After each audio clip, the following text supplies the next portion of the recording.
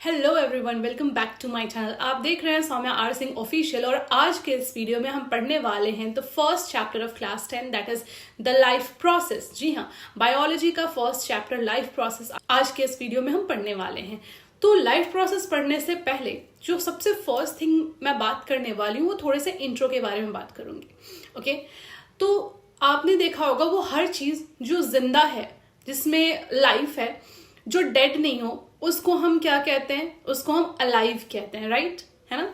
या फिर बहुत सिंपलर वे में कहा जाए, वो हर चीज जिसमें जीवन है, वो हर चीज जिसमें लाइफ है, उसको हम अलाइव कहते हैं। हिंदी में उसको जीवित या जिंदा कहते हैं। तो इसके अकॉर्डिंग तो हम सभी अलाइव हुए, आप सभी अलाइव हुए, है ना? और वो चीज जिसके अंदर जीवन होता है, वो चीज जिसके अंदर लाइफ होता है, उसको हम लिविंग थिंग्स कहते हैं। जी हाँ, it means we all are living thing. For example, plants and animal including human being, we all are what? living things.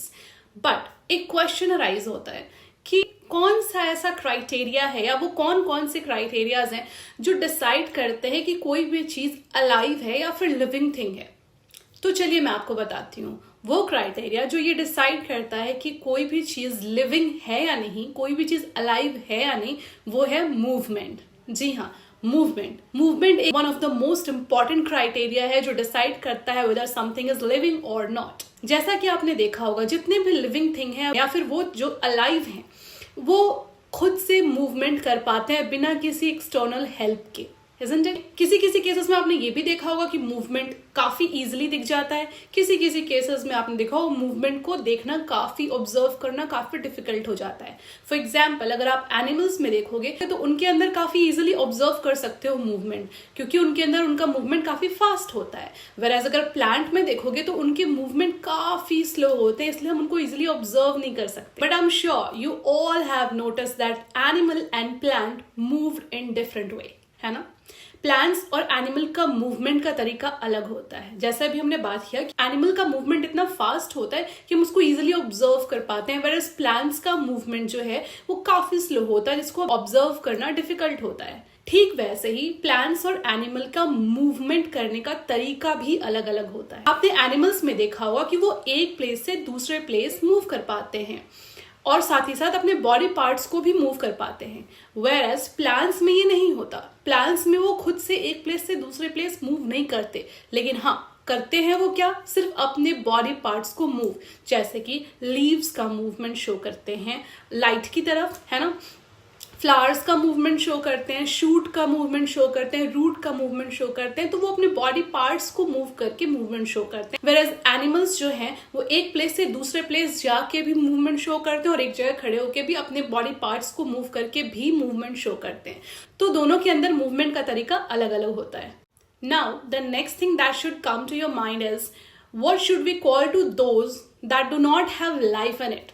यानी कि वो चीज जिसके अंदर जिंदगी ना हो, जिसके अंदर जीवन ना हो, जिसके अंदर प्राण ना हो, उसको हम क्या कहेंगे? तो चलिए मैं आपको बताती हूँ।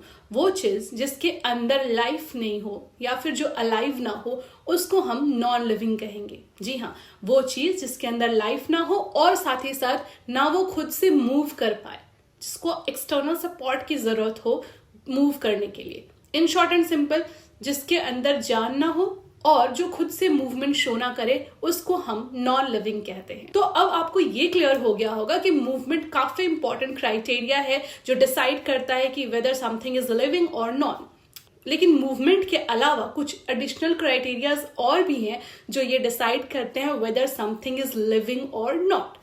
तो चलिए उन क्राइटेरियाज के बारे में बात करते हैं। So let's know about the characteristic of living thing. So the first characteristic that we are going to talk about is movement. Yes, living thing can show movement or living thing can move by themselves. Living thing जो होते हैं वो खुद से move कर पाते हैं। ये first criteria थी जो हमने already जान रखा है।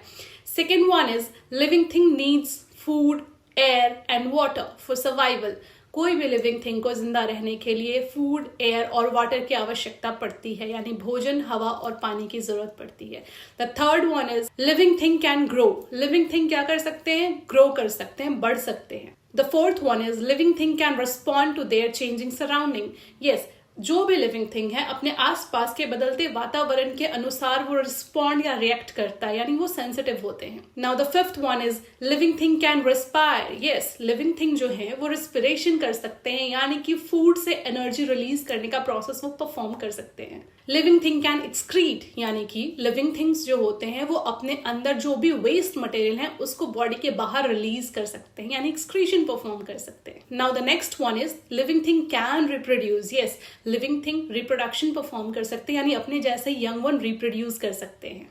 सो आई होप आज के इस वीडियो में आपको क्लियर हो गया होगा कि कौन कौन से चीजों को लिविंग थिंग कहते हैं और किसको नॉन लिविंग थिंग कहते हैं, और लिविंग थिंग के क्या क्या कैरेक्टरिस्टिक हैं वो भी आपको क्लियर समझ में आ गया होगा।